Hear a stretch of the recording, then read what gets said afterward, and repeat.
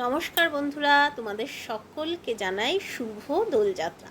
আজ যেহেতু হোলি, তাই জন্য আমার গোপাল সোনাদের আমি সকালবেলা ঘুম থেকে উঠিয়ে প্রথমে ভোগ দিয়ে দিয়েছি। আমার সব ঠাকুরদেরই একসাথে আমি ভোগ দিই।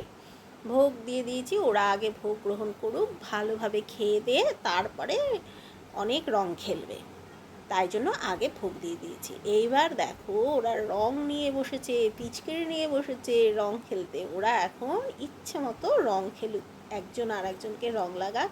আর এই দেখো, আমার মোহিত সোনা বালতি ভরে রং গুলিয়ে পিচকারি নিয়ে বসেছে, রাধারানীকে রং দেবে বলে কথা।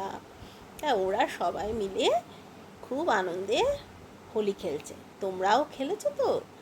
কি আনন্দ করে খেলেছো তো? আমাকে জানিও কমেন্টসে, কেমন?